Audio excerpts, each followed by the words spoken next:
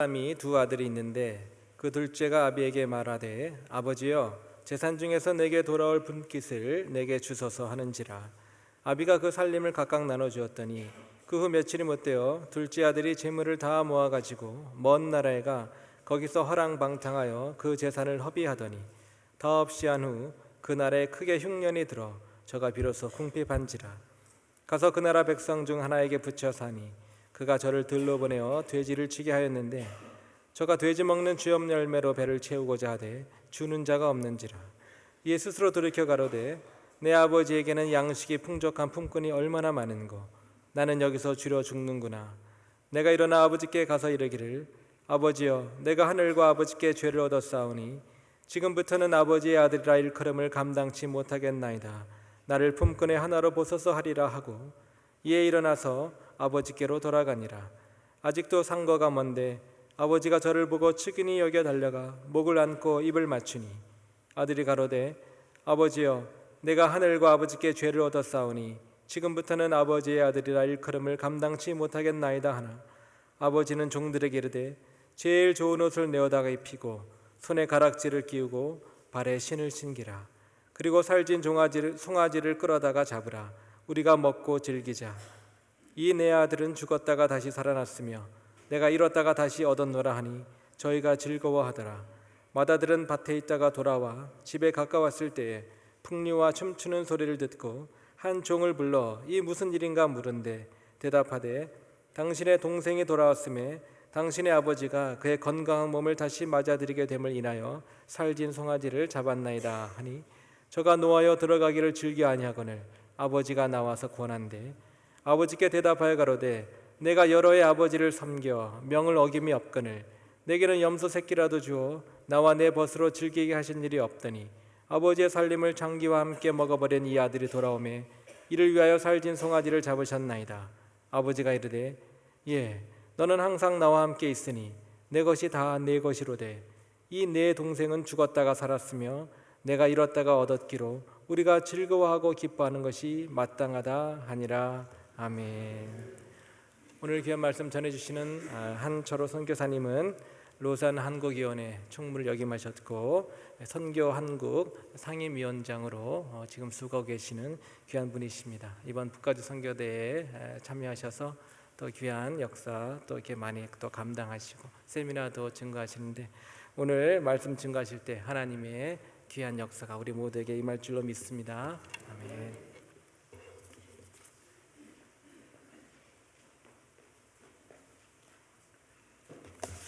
할렐루야.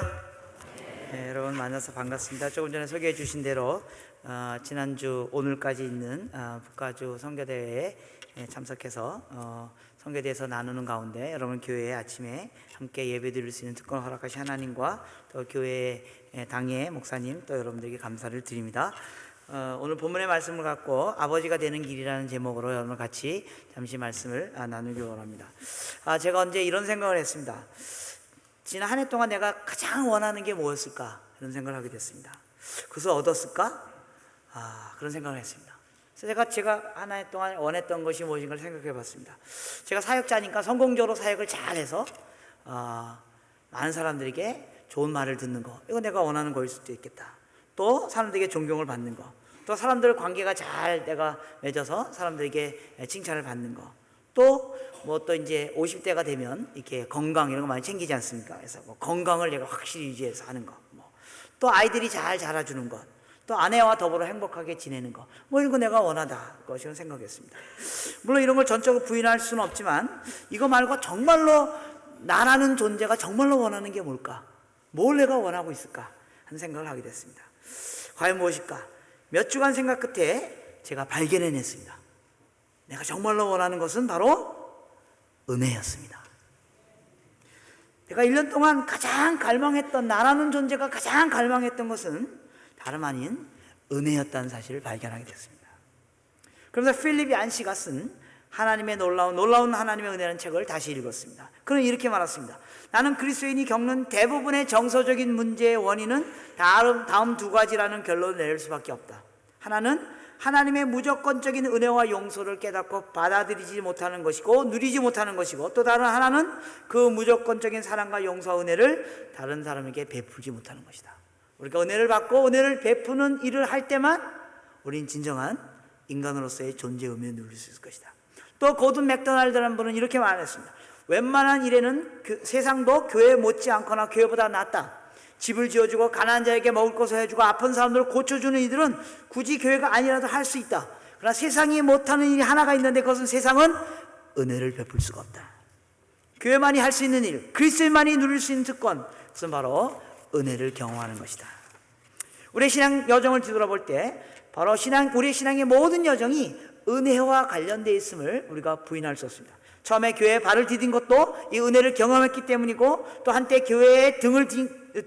교회를 등지고 건조하게 신앙생활을 했던 것도 은혜가 없었기 때문이고, 또 다시 힘을 내서 교회에 돌아와 열심히 신앙생활을 하는 것도 다시 은혜를 발견했기 때문이라는 것입니다. 은혜라는 말처럼 우리의 가슴을 설레게 하는 단어는 우리 그리스도인에게 없을 것입니다. 은혜라는 말을 듣는 순간에 정말로 우리의 마음이 은혜 가운데 들어가는 것을 발견하게 됩니다. 우리가 얼마나 은혜가 절실한 시대에 살고 있는지 모릅니다. 어떤 스페인의 한 아버지가 집을 나가서 또 농촌에서 도시 마드리드로 간 아들과 화해하기 위하여 신문에 이런 광고를 냈다고 합니다. 파코야, 화요일 정오에 몬타나 호텔에서 만나자. 다 용서했다 아빠. 파코란 말은 당시 스페인에서 청년들에게 흔히 붙이는 이름입니다. 한국에 말하면 뭐 철수야 뭐 이런 그런 이름입니다. 예. 아버지가 정한 시간에 그 호텔 로비에 갔습니다. 근데 놀랍게도 그 호텔 로비에는 파코라는 이름을 가진 청년 800명이 나와서 저마다 자기 아버지를 기다리고 있었습니다. 모든 사람들은 기대하지 않았던 은혜에 목말라 있습니다. 무엇보다도 내게 가장 필요한 것은 나를 가장 사랑하는 사람들, 나에게 가장 가까이 있는 사람으로부터 우리는 은혜를 기대합니다. 내가 남편으로 올 한 해 동안 벌어온 돈도 별로 없고 식구들 데리고 제대로 여행 한 번은 제대로 가보지 못해서 가장으로 역할을 감당하지 못했고 쥐구멍이라도 있으면 들어가고 싶었는데, 어느 날 아내가 느닷없이 나에게 나타나서 여보, 내가 다시 태어나도 당신하고 결혼할 거야 라는 은혜의 말을 우리 남편들이 듣고 싶어 합니다. 우리 자매님들, 이 은혜의 말을 우리 남편들에게 해주십시오. 또 내가 아내로서 한 해 동안 아이들을 키우느라고 정신없이 살고, 그리고 아침에 남편이 출근할 때도 밥 한 번 제대로 챙겨주지 못했고, 그리고 자다가 일어난 퉁퉁 부은 얼굴, 막 헝클어진 머리 갖고 남편을 배웅하지만, 어느 날 아침에 전혀 예상도 하지 않게 남편이 내게 다가와서 출근하면서 내 인생에서 가장 큰 행운은 당신을 만난 거야. 오늘 당신의 모습은 결혼식 했던 그날처럼 내게 너무나 눈부셔 라는 말을 우리 아내들이 다 듣고 싶어 합니다.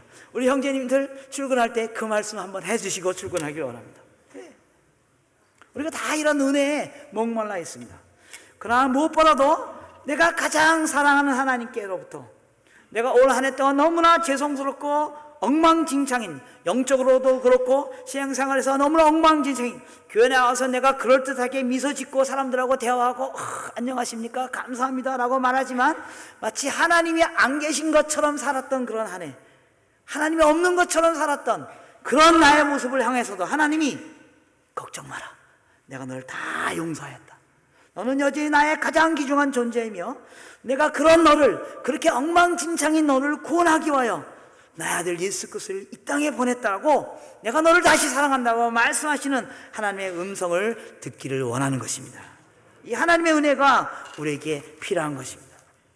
오늘 우리가 읽은 본문의 말씀은 여러분이 다 잘 아는 말씀입니다. 아마 주일학교 때부터 수백 번도 더 들어왔던 말씀입니다. 오늘 본문의 말씀은 잘 아시는 대로 하나님의 은혜에 관한 비유의 말씀입니다. 잘 아시는 대로 집 나간 둘째 아들 창자가 돌아올 때 기뻐하며 맞이해 주시는 그 하나님 아버지의 은혜의 비유의 말씀입니다. 여기서 탕자는 우리가 잘 알고 있는 대로 우리들이고, 아버지는 하나님을 비유한 것임을 알 수 있습니다. 탕자는 부유한 집안의 아들이었었습니다. 그대로 성실하게 잘 살아가면 아버지의 유산을 이어받고 풍요로운 삶을 누릴 수 있는 그런 아들이었습니다. 그러나 그 둘째 아들은 아버지를 떠나기로 결정한 것입니다. 오늘 본문의 12절에 보면 그가 아버지에게 이렇게 말합니다. 아버지여, 아버지의 재산 중 내게 돌아올 분깃을 내게 주시옵소서. 그리고 그것을 가져다가 집을 떠나는 모습을 발견하게 됩니다. 여러분, 성경에는요, 복음서에는 이 과정을 굉장히 간단하게 적어놨지만, 아들이 아버지에게 재산을 요구하고 떠나는 과정을 가장 간단하게 적어놨지만, 이 사건이 그래서 당시 문화 속에 얼마나 엄청난 사건인지 우리가 잘 모를 수 있습니다. 그러나 이 사건은요, 실제 그 당시 중동 문화에서 아버지가 살아있는 동안에 아버지여 제게 유산을 주십시오라고 하는 말은 아버지 죽으십시오라는 말입니다. 중동 문화에서는 결코 아버지가 살아있는 동안에 아버지 제 유산을 주십시오라는 말을 결코 할 수 없습니다. 왜냐하면 그 말은 아버지 죽으십시오라는 말과 똑같기 때문입니다. 이 말이 의미하는 말은 아버지, 나는 당신이 죽을 때까지 기다릴 수가 없습니다 라는 뜻이 깔려 있습니다. 아버지 지금 죽으십시오 라고 말하는 것입니다. 그래서 아들이 그 유산을 요구하고 그것을 팔고 집을 떠났다는 것은 당시 문화에서는 지금 우리가 읽을 때 오는 것보다 훨씬 더 모욕적이고 공격적이고 아버지에 대한 구체적인 모욕과 비판과 반역이 담겨져 있다는 사실인 것입니다. 이것이 우리의 모습입니다. 원래 하나님의 아들로 우리가 태어났고 하나님의 피조물로 태어나서 하나님의 자녀로서 우리의 하나님의 유산을 받고 살면 하나님의 그 거룩한 백성으로 삶의 모습을 살 수 있음에도 불구하고 우리가 아버지를 떠난 것입니다. 그리고 우리가 아버지 하나님을 떠난 그 떠남의 정도는 본문에 있는 둘째 아들이 하나님께 대한 구체적인, 아버지에 대한 구체적인 모독과 반역 그 이상의 것임을 우리는 확인할 수 있을 것입니다. 우리가 조목조목 따져보지 않아서 그렇지 우리의 하나님에 대한 모독과 반역은 우리의 상상을 초월하는 것입니다. 단지 하나님이 눈에 보이지 않는다고 해서 우리는 눈에 보이는 직장 상사를 두려워하는 것보다도 하나님을 두려워하지 않는 삶을 우리는 살고 있습니다. 하나님 단지 눈에 보이지 않는다고 해서 하나님과 약속 지키는 것을 사람들과 만나서 약속 지키는 것, 사람과 약속 지키는 것, 갯돈 붓는 것, 날짜 지키는 것보다도 더 의식하지 않고 사는 우리들의 모습입니다. 그러나 아무리 우리가 하나님을 떠나고 하나님을 반역하고 하나님을 거부한 것이 아무리 큰다 할지라도 하나님 우리를 다시 용서하십니다. 하나님 우리를 다시 받아들이십니다. 하나님 우리에게 다시 은혜 주시기를 원하시는 것입니다. 우리의 용서를 가로막는 것은 하나님의 침묵이 아닙니다. 우리의 침묵입니다. 우리가 하나님 앞에 나아가지 아니하고 하나님의 은혜를 받는 자리에 나아가지 않기 때문에 우리가 그 하나님의 은혜를 받지 못하는 것입니다. 오늘 본문에 보면 탕자가 돌아올 때 아버지가 그렇게 자신을 전심으로 맞이할 것이라고 상상도 하지 못했습니다. 20절에 보면 아버지를 죽으라고 말하는 듯한 그 유산을 달라고 해서 나갔던 그 아들이었지만 그가 다시 돌아올 때 어떤 모습이 있습니까? 20절에 아직 거리가 먼데 아버지가 저를 보고 측인이 여겨 달려와 목을 안고 그의 입을 맞추며 그 죄 사함을 들으시고 종이 되겠다고 하는 그 아들에게 제일 좋은 옷을 입히시고 그 아들의 위치를 회복시키었습니다. 손에 가락지를 끼움으로 말미암아 아들의 위치를 다시 한번 확인하셨고요, 발에 새로운 신을 신김으로 말미암아 아들로서의 삶을 살아가도록 아버지가 다시 그 은혜를 허락하셨다는 것. 살찐 송아지를 끌어다가 최고의 잔치를 베풀어 모든 마을 사람들 다 모여다가 만민 사람들에게, 모든 사람들에게 이가 다시 나의 아들이 되었다, 나에게 돌아왔다, 내가 그렇게 기대하던 아들이 돌아왔다라고 선포하는 것입니다. 이것이 바로 우리를 기다리시는 하나님의 마음인 것입니다. 품꾼이 되는 것만으로도 황성했는데 다시 하나님께 돌아와서 그 아버지께 돌아와서 품꾼이 되는 것만으로도 황성했는데 아버지는 그를 원래 아들의 위치로 회복시키시고 많은 사람들 가운데 이가 다시 나의 아들이 됐다라고 선포하시는 것입니다. 이것이 바로 은혜입니다. 세상 어느 곳에서 발견할 수 없는 것, 어느 누구도 줄 수 없는 하나님의 은혜, 바로 이 하나님이 바로 우리 하나님이신 것을 믿으시기 바랍니다. 하나님이 우리에게 이런 은혜를 베푸시기를 약속하신 것입니다. 세상의 모든 약속에는 다 함정이 있습니다. 세상의 모든 그럴듯한 약속에는 다 함정이 있습니다. 세상의 모든 광고에는 다 함정이 있는 거 아시죠? 여러분 광고 그대로 믿으시면 안 되는 거 아시죠? 네, 거기에는 다 함정이 있습니다. 그러나 하나님의 약속에는 함정이 없습니다. 하나님께서 우리를 다시 용서하시겠다고 하신 그 말씀 그대로 하나님이 우리를 용서하시는 분이심을 믿으시기 바랍니다. 하나님께서 말씀하셨습니다. 죄인 하나가 회개하면 하늘에서 회개할 거 없는 의인 99으로 인하여 기뻐하는 것보다 더 기뻐하신다는 하나님의 말씀을 문자 그대로 믿으시기 바랍니다. 하나님께서 우리에게 주시는 은혜는 색다른 방법으로 계산됩니다. 강도였지만 아무런 선한 일도 하지 않았지만 그러나 예수님과 함께 달렸던 강도가 예수님 오늘 나를 생각하여 주셨어 고백함으로 말미암아 오늘 내가 나와 함께 낙원에 있으리라 라는 은혜를 얻게 된 것입니다. 마태복음 20장 1절부터 16절에 보면 포도원 일꾼의 비유가 나옵니다. 새벽부터 나와서 일하는 일꾼, 오전에 나와서 일하는 일꾼, 정오에 나와서 일하는 일꾼, 오후에 나와서 일하는 일꾼, 그리고 일이 다 끝나기 1시간, 2시간 전에 나와서 일하는 일꾼들이 있었습니다. 그리고 그들이 일이 다 끝난 다음에, 그런데 그 일꾼 주인이 새벽에서 나와 일하는 일꾼이나 끝나기 1시간 전에 나와 일하는 일꾼은 모두에게 똑같은 데나리온을 지급하는 것을 보게 됩니다. 여러분, 이 비유는요, 누가 더 열심히 일했는가에 대한 비유가 아닙니다.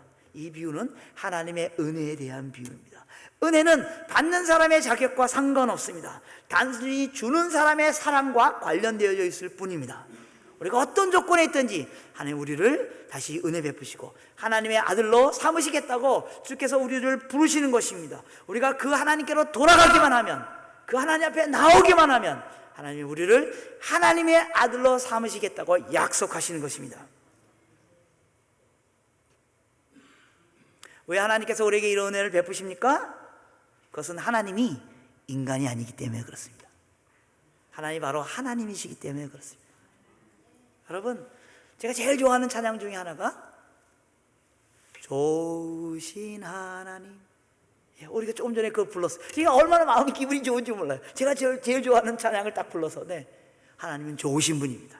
하나님은 선하신 분입니다. 하나님 최고의 것을 우리에게 은혜 베푸시기를 원하시는 분입니다. 하나님이 하나님이시기 때문에 모든 인간의 복 주시기를 원하시며 은혜 베푸시겠다고 하나님이 결정하셨습니다.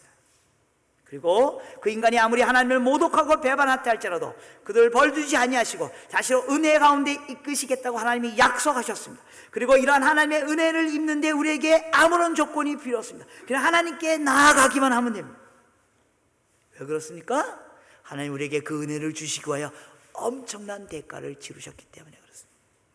하나님 우리를 구속하시기 위하여 엄청난 대가를, 여러분 잘 아시는 것처럼 그의 아들 예수 그리스도를 우리를 위하여 죽게 하시는 그 엄청난 대가를 치르셨습니다. 여러분, 예수님이 우리를 위하여 죽었다는 사실이 의미하는 바는 뭡니까? 하나님이 우리를 위하여 죽으신 것을 말하는 거예요. 이거는 불가능한 일입니다. 이거는 결코 일어날 수 있는 일이 아닙니다. 결코 일어나서는 안 되는 일입니다. 어떻게 창조주가 피조물을 위하여 죽을 수 있습니까? 어떻게 영원한 자가 유한한 자를 위하여 죽을 수 있습니까? 이건 불가능한 일입니다. 결코 일어나서는 안 되는 일입니다. 하나님이 그 일을 감행하셨습니다. 우리를 사랑하시기 때문에요. 우리가 은혜 베푸시기 원하시기 때문에 우리가 그 하나님 앞에 나아가기만 하면 주께서 오늘 우리에게 하나님의 자녀가 되는 은혜를 축복 주시겠다고 축복하셨습니다. 영화의 마지막 황제라는 영화가 있습니다. 여러분 그 영화 보셨습니까? 이거 오래된 영화입니다. 아주 한 10년도 넘은 영화입니다. 중국의 마지막 황제에 대한 영화입니다. 일본이 중국을 침략하면서 그 모든 다른 그 왕들 다 폐위시키고 그 시골에 살고 있던 한 청년을 데려다가 그 왕족 중에 있던 한 청년을 데려다가 황제를 시킵니다. 그리고 일본이 중국을 조종하려고 했던 그런 영화의 내용입니다. 그 영화의 내용을 보면요, 시골에서 놀고 있던 한 청년이 어느 날 갑자기 왕이 된 겁니다. 어느 날 전체 중국을 다 다스리는 왕이 된 것입니다.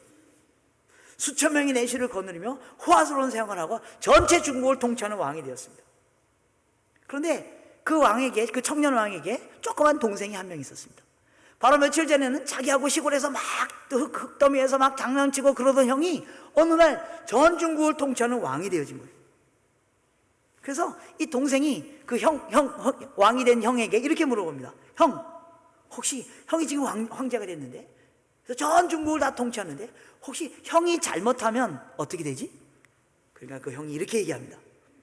그 황제가 내가 잘못하면 다른 사람이 벌을 받는다. 그래서 이것을 시범으로 보이려고 그가 옆에 있던 오래된 그 도자기, 엄청난 가치가 나가는 도자기를 번쩍 들어다가 땅에다 쫙 던져버립니다. 도자기가 와장창 깨집니다. 엄청난 잘못을 한 겁니다. 왕이 엄청난 잘못을 한 겁니다. 그러니까 어떤 일이 일어납니까? 그 옆에 서 있던 신하 한 사람이 다리를 걷고 매를 맞습니다. 왕이 잘못했는데 신하가 매를 맞는 겁니다. 그런데 하나님은 이 순서를 뒤집으셨습니다. 우리가 잘못했는데 하나님이 희생을 당하신 것입니다. 우리가 잘못했는데 하나님이 우리를 위하여 대신 죽으신 것입니다. 우리에게 주어진 하나님의 은혜가 정말로 가치 있고 값진 것은 바로 하나님이 그 엄청난 대가를 치르셨기 때문인 것입니다. 오늘 우리 이제 그 하나님께로 돌아가야만 합니다. 우리의 원래 위치로 돌아가야만 합니다. 우리가 주일날 모여서 예배 드리는 것, 이 하나님께로 돌아가는 겁니다. 다시 한번 하나님을 기억하고 하나님의 은혜를 생각하고 내가 원래 있어야 할 위치로 돌아가고 그 하나님 우리에게 주신 엄청난 은혜를 기억하며 생각하고 즐거워하며 기뻐하며 하나님이 베푸신 이 천국 잔치에 들어와서 하나님을 즐거워하며 우리가 하나님의 종이 되는 것도 환경스러운데 우리를 아들 삼아 주시겠다고 하는 그 하나님 앞에 그래서 그 은혜를 누리는 그 일이 바로 우리가 예배 가운데 나오는 일인 것입니다. 이 하나님 앞에 돌아가는 일들이 우리에게 매일 일어나길 원합니다. 오늘 본문의 비유를 보면 오늘 본문의 비유를 보통 우리가 돌아온 아들의 비유, 돌아온 탕자의 비유라고 말하고 있습니다. 그러나 둘째로, 두 번째로 이 본문을 우리가 자세히 살펴보면 이 본문의 실제의 초점은 둘째 아들 탕자가 아닌 것을 발견해낼 수 있습니다. 이 비유의 실제 초점은 사실은 첫째 아들입니다. 오늘 본문이 시작되는 누가복음 15장 1절을 한번 보시겠습니까? 15장 1절에 모든 세리와 죄인들이 말씀을 들으러 가까이 나오니 바리새인과 서기관이 수군거려 이르되 이 사람이 이 사람이 즉 예수님이 죄인을 영접하고 음식을 같이 먹는다 하니 3절에 예수께서 그들에게 비유로 말씀하시되 라고 말씀하시며 몇 개의 비유를 말씀하신 것 중에 하나가 바로 이 탕자의 비유입니다. 무슨 얘기입니까? 예수님이 죄인들과 바리새인들, 그 아주 사악한 죄인들을 받아들이는 거예요. 그리고 그들과 함께 식사하는 거예요. 그걸 보고 있던 바리새인과 서기관들이 보고 아니 도대체 어떻게 이 죄인들과 이 창녀들을 예수님이 받아들이고 용서해 줍니까? 라고 화가 난 거예요. 그때 예수님께서 그 바리새인들 서기관 들으라고 하신 비유가 바로 이 비유의 말씀입니다. 이 비유의 핵심은요 사실은 둘째 아들이 아닙니다.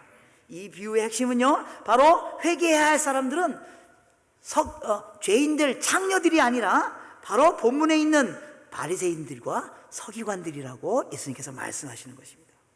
이미 하나님 집에 들어와 있는 사람들, 이미 하나님의 사랑 가운데 있는 사람들, 이미 돌아온 사람들, 그 바리새인들과 서기관들 들으라고 하신 말씀입니다. 오늘 본문에 보면 둘째 아들도 등장하지만 오늘 본문에 또 첫째 아들이 등장합니다. 오늘 돌아온 둘째 아들 때문에 잔치가 벌어졌습니다. 그래서 아버지 집에 기쁨과 환영과 재해의 아름다움만 있었던 것이 아니었습니다. 거기에는 방광과 분노와 소외 그리고 또 다른 잃어버림이 있었습니다. 그것은 바로 첫째 아들 때문이었습니다. 오늘 본문에 보면요 첫째 아들이 아버지에 대해서 말하는 표현들이 나옵니다.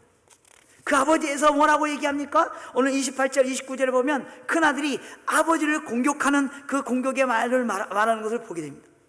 큰아들이 밖에서 농사를 짓고 있습니다. 들에 가서 일을 하고 있었습니다. 근데 집으로 돌아오고 있었는데 보니까 집에서 막 잔치가 일어나고 있는 거예요. 자기가 모르는 잔치가 집에서 일어나고, 내가 이 집의 주인이 난데 나 모르는 잔치가 집안에서 일어나고 있는 겁니다. 그래서 26절에 보면 이렇게 25절에 보면 맏아들이 밭에 있다가 돌아와 집에 가까이 왔을 때 풍악과 춤추는 소리를 들었습니다. 그래서 한 종을 불러다가 이 무슨 일인가 물었습니다. 이때 여러분은 감정을 이해하시겠습니까? 화가 난 겁니다. 내가 맏아들인데 내가 모르는 잔치가 집에서 열린다고? 이게 무슨 일이냐? 라고 종에게 불러 말았습니다. 그러니까 그 종이 뭐라고 말합니까? 20절에 대답하여 가로되 당신의 동생이 들어와요 당신의 아버지가 건강한 그를 다시 맞이하게 되므로 인하여 살찐 소강아지를 잡아다가 잔치를 벌이고 있습니다. 그리고 28절에 그 아들이 와, 내 동생이 돌아왔구나, 정말로 기쁘다, 나도 빨리 가서 그 잔치에 참여해야 되겠구나 라고 말하지 않고 28절에 보면 그가 노하여 들어가지 아니하고 그러자 아버지가 나왔습니다. 그때 29절과 30절에 보면 그 첫째 아들이 그 아버지를 향하여 독소를 펴붓는 것을 보게 됩니다. 29절에 아버지께 대답하래 내가 여러 해 동안 아버지를 섬겨 어김이 없었거늘 내게는 염소 새끼 하나라도 주어 나와 내 벗으로 즐기게 하신 일이 없었더니 아버지께서 아버지의 살림을 창녀들과 함께 삼켜버린 이 아들이 돌아오매 그를 위하여 살찐 송아지를 잡으셨나이까? 아버지에 대한 엄청난 분노와 독설이 있는 것을 보게 되는 것입니다. 여러분, 오히려 작은 아들이 아버지께 돌아오는 건 오히려 쉬운 일입니다. 죄를 졌고 그 죄 용서함을 받는 것, 그래서 잔치에 들어가는 건 오히려 쉬운 일입니다. 보면서 정말로 어려운 사람은 첫째 아들입니다. 그는 한 번도 집을 떠나지 않았습니다. 그리고 열심히 집을 위해서 일을 했습니다. 그랬는데 집에서 잔치가 일어나는 것을 보고 그 속에 분노가 생기기 시작했습니다. 오늘 예수님께서 서기관과 바리새인들에게 이 말씀을 하시는 겁니다. 그들은 한 번도 아버지의 집을 떠나지 않았습니다. 그들은 하나님을 섬기는 사람들이었습니다. 매일 예배당에 나온 사람이었습니다. 매일 교회에 나온 사람들이었습니다. 그런데 그들이 예수님이 죄인들을 받아들이고 죄인들과 식사하는 것을 보고 화가 난 겁니다. 뭐야? 이 예배당의 주인은 난데, 내가 얼마나 주님을 위해서, 내가 얼마나 하나님을 위해서 이 집을 섬겼는데 나 모르는 일이 일어난 겁니다. 나 모르는 일이 일어난 것 속에 그 속에 분노와 절망이 있는 것을 보게 됩니다. 저는요, 저와 여러분요, 이 둘째 아들보다 우리 첫째 아들입니다. 우리 이미 교회 안에 와 있습니다. 우리 이미 오랫동안 예수를 믿었습니다. 오랫동안 하나님을 섬겼습니다. 그리고 여러분들이 그렇게 하듯이 최선을 다하여, 마치 본문의 처자들이 밭에 나가서 열심히 일한 것처럼 열심히 주님을 섬기고 열심히 교회 일에 참여하고 열심히 봉사하고 하나님마다 다 하고, 교회를 내가 막 시작했고 교회 내가 주인이고 교회 내가 오랫동안 교회를 섬겼던 사람입니다. 그런데 섬기면 섬길수록, 시간이 지나면 지날수록 내 속에 분노와 소외가 일어난다는 겁니다. 때로는 오늘 본문의 말씀처럼 내가 모르는 일이 교회 안에서 일어나고 있어요. 내가 주도하지 않은 일이 교회에서 일어나고, 뭐야, 내가 교회 주인인데, 내가 이 교회를 얼마나 섬겼는데, 이 교회를 내가 세워갔는데 내 모르는 일들이 일어나고 있다고? 그 속에 분노와 소외가 있는 것을 보게 됩니다. 우리는 우리 자신 속에 이 큰아들의 모습이 엄청나게 자리 잡고 있음을 부인할 수 없습니다. 더 하나님의 집에 섬기면 섬길수록, 예수를 믿으면 믿을수록 우리 속에 더 기쁨과 충만과 은혜가 넘쳐야 되는데, 예수를 믿으면 믿을수록, 교회 섬기면 섬길수록, 교회를 오래 하면 할수록 내 속에 오히려 분노와 좌절과 절망이 있는 것은 무엇 때문입니까? 큰아들은 아버지 집에 있었음에도 불구하고 아버지 집에서 즐거운 잔치가 벌어지는데 그 잔치에 들어가지 않고, 그 잔치에 들어가기를 거부하며 그 바깥에서 서성거리고 있는 그날의 모습을 보게 되는 것입니다. 이 아들도 돌아와야만 합니다. 둘째 아들만 돌아와야만 하는 것이 아니라 이 아들도 돌아와야만 합니다. 우리 가운데 저와 여러분들이 우리가 하나님께 돌아와 있다고 생각합니다. 그러나 우리가 안 돌아온 사람들이 있을 것입니다. 하나님의 집 안에 와 있다고 생각합니다. 그러나 여전히 우리의 몸은 예배당 안에 와 있지만 우리의 생각과 우리의 마음은 교회당 바깥에서 서성거리고 있는, 그리고 예배에 와서 하나님의 잔치에 와서 하나님을 즐거워하고 기뻐하고, 그보다 우리 속에 분노와 좌절과 절망이 우리 속에 더 많이 있을 수도 있다는 것입니다. 우리도 다시 돌아가야만 합니다. 우리도 다시 한번 주님의 은혜 앞에 우리가 무릎을 꿇어야 됩니다. 그리고 하나님께서 우리에게 주시는 그 은혜를 우리가 다시 한번 누릴 때만 우리는 진정으로 돌아온 하나님의 아들이 될 수 있다는 것입니다. 어떻게 우리가 하나님께 다시 돌아올 수 있습니까? 다시 하나님을 신뢰해야만 합니다. 다시 하나님께 감사의 마음을 회복해야만 합니다. 정말로 우리 하나님이 나의 하나님임을 회복해야만 합니다. 내 인생의 모든 것들이 하나님께 달려있음을 다시 한번 회복해야만 합니다. 다시 한번 우리 속에 하나님을 향한 진정한 감사와 기쁨이 회복되어야만 합니다.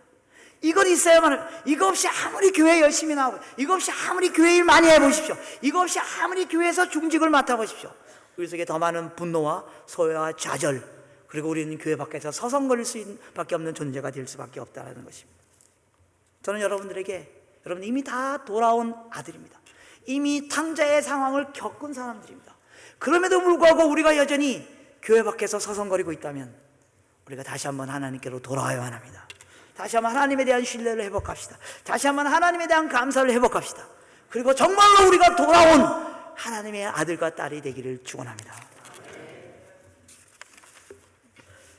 오늘 본문의 비유를 보통 우리들은 탕자의 귀양 혹은 돌아온 아들들의 귀양이라고 부릅니다.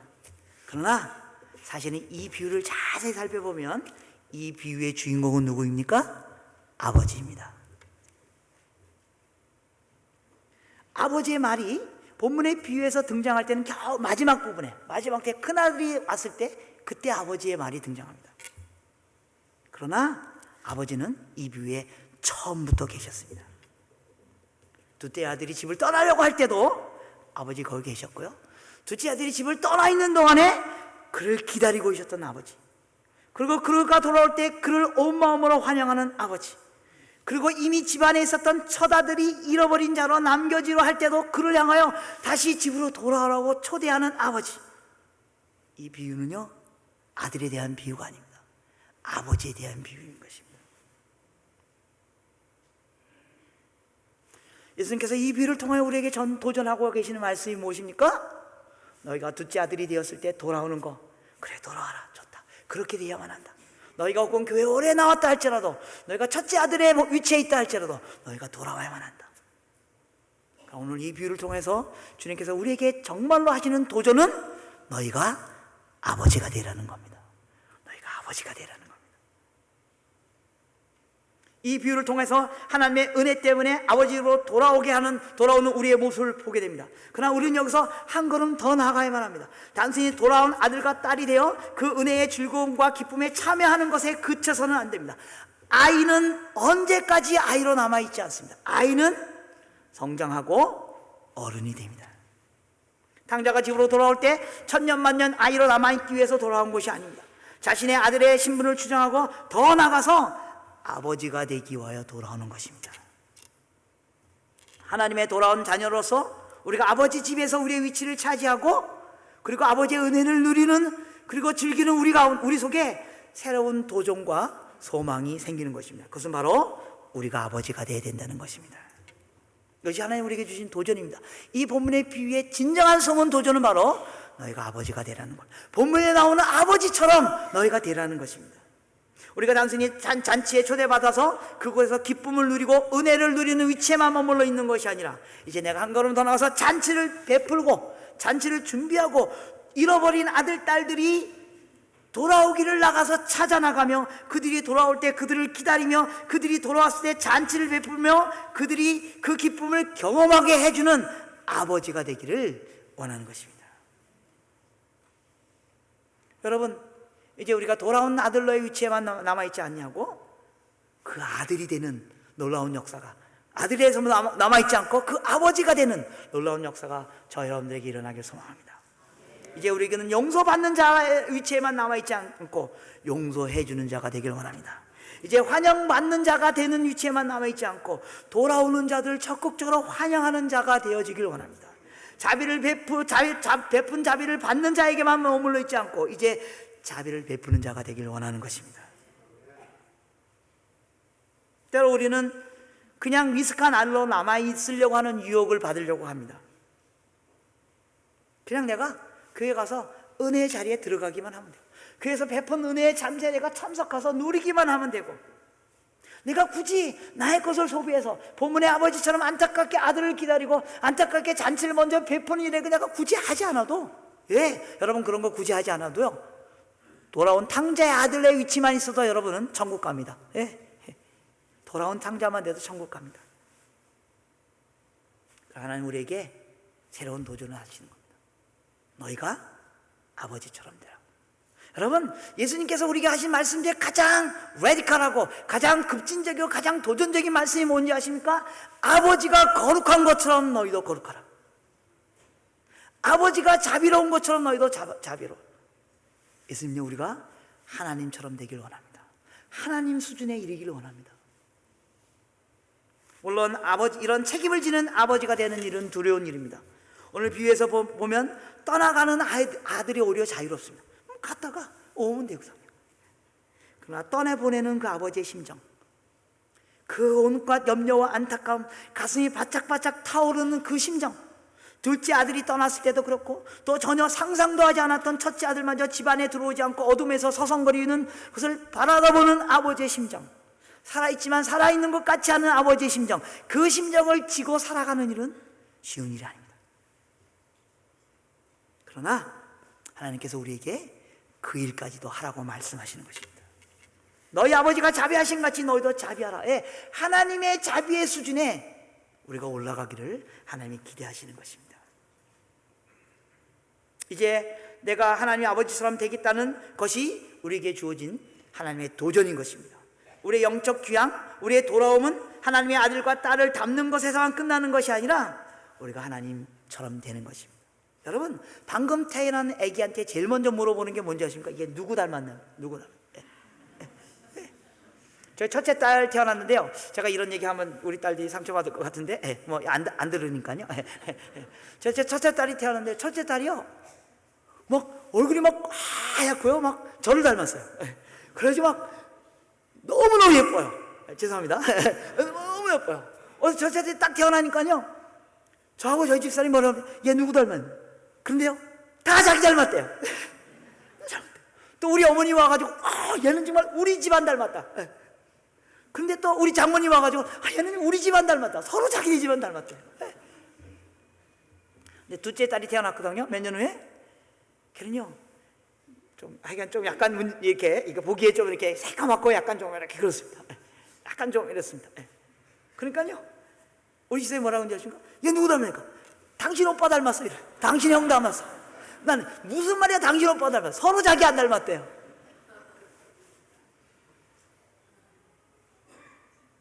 여러분, 하나님이 우리에게 가장 기대하는 게 뭔지 아십니까? 그냥 돌아오는 거, 그냥 내가 주는 은혜를 받는 거, 그 정도에 머물러 있기를 원하지 않습니다. 하나님, 우리가 하나님처럼 되기를 원하십니다. 하나님의 거룩의 수준에 올라가기를 원합니다. 하나님의 자비의 수준에 올라가기를 원합니다. 이게 우리에게 주어진 도전입니다. 저는 이 도전을 여러분들이 하기를 원합니다. 여러분, 이제 돌아온 자에게만 남아있죠. 예, 그것도 대단한 일입니다. 그러나 거기서 한 걸음 더 나가서 아버지처럼 되기를 원하시는 것입니다. 예수님께서 우리에게 이렇게 도전하십니다. 너희가 만일 선대한 자를 선대하면 칭찬할 것이 무엇이뇨? 죄인들도 그렇게 합니다. 너희가 만일 받기만 바라면 받고 사람들에게 빌리면 칭찬받을 것이 무엇이냐? 죄인들도 무수히 받고자 하여 죄인에게 빌리니라. 오직 원수를 사랑하며 선대하며 아무것도 바라지 말고 빌라. 그러면 너희 상이 클지니라. 저 지극히 높으신 이의 아들이 되리니 그는 은혜를 모르는 자와 악인에게도 인자로우시며 너희 아버지가 자비하신 같이 너희도 자비하냐. 여러분, 선교가 무엇입니까? 선교는 특별한 프로젝트가 아닙니다. 선교는 특별한 프로그램이 아닙니다. 한번 어디에 가는 것, 혹은 한번 뭐 선교 대회를 하는 것, 그게 선교가 아닙니다. 선교의 본질은 바로 이 하나님의 마음으로 세상을 보는 것입니다. 이 하나님의 마음으로 세상을 보면, 그리고 우리가 아들의 위치에 있지 않고 아버지의 위치에 있으면 이 아버지의 사랑을 알지 못하는 민족과 나라와 족속들이 보이기 시작할 것입니다. 그것이 우리가 선교에 참여하는 이유입니다. 우리가 선교에 참여하는 일은 선교에 가봤더니 거기 있는 사람들이 뭐 가난하고 불쌍하고 단지 뭐 그런 것 때문이 아닙니다. 이 아버지의 마음에 우리가 참여하는 것입니다. 이 아버지의 마음으로 세상을 보기 시작하면 이제 사람들이 보이기 시작합니다. 여러분, 이 아버지의 마음으로 세상을 보면 바로 여기 1마일 블록, 바로 다음 블록에 있는 복음을 알지 못하는 사람들, 바로 우리 옆에 있는 복음을 한 번도 들어보지 못한 민족과 족속들이 보이기 시작할 것입니다. 그리고 아버지의 마음으로 그들에게 다가가는 것입니다. 힘듭니다. 어렵습니다. 예, 우리가 다른 민족, 다른 블록에 있는 사람들, 다른 나라 사람들에게 접근하는 거 어렵습니다. 힘듭니다. 그러나 하나님은 우리에게 그 일을 하라고 도전하시는 것입니다. 우리에게 아버지가 되라고 도전하시는 것입니다. 이 시간에 여러분 모두가 돌아온 첫째 아들, 돌아온 둘째 아들을 넘어서서 아버지가 됨으로 말미암아 하나님의 마음으로 온 세상을 품고 이 세상에 있는 모든 사람들이 우리처럼 하나님께로 돌아오는 일에 관심을 갖는 역사가 일어나길 기대합니다. 그것이 바로 선교에 참여하는 것입니다. 이 역사가 여러분을 통해서 일어나기를 축원합니다. 기도하겠습니다. 하나님 아버지, 우리가 탕자 같을 때, 둘째 아들 같을 때, 우리가 하나님을 모독하고 모욕하고 떠나갔을 때 하나님 우리를 다시 용서해 주시고 다시 받아주시고 다시 하나님의 아들로 삼아주신 것에 인하여 감사를 드립니다.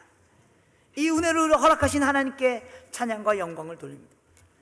또 우리가 지난 몇 년 동안 오랫동안 신앙생활을 하다가 내가 마치 본문에 있는 첫째 아들처럼 몸은 교회당에 와 있지만 그러나 나의 영혼은 교회 밖에서 서성거리고 있을 때 여전히 우리를 향하여 내 사랑하는 아들아 라고 우리를 초대해 주신 그 아버지의 은혜 가운데 들어가게 은혜를 허락하여 주시옵소서. 우리가 거기에 머물러 있지 않게 하시고 본문의 아버지처럼 이제 우리가 잔치를 베푸는 자가 되게 하여 주시옵소서. 은혜 받는 자의 자리에만 머물러 있지 않고 은혜 베푸는 자가 되게 하여 주셨어. 아버지가 자비하신 것처럼 그 자비함을 우리가 보여주는 저희들 되게 주님 도와주셨어. 그래서 우리 주변에 아직 복음을 알지 못하는 자들, 아직 예수 그리스도의 사랑을 알지 못하는 자들에게 아버지처럼 다가가는 저희들 될 수 있도록 주께서 은혜를 허락하여 주시옵소서. 예수님의 이름으로 기도드리옵나이다.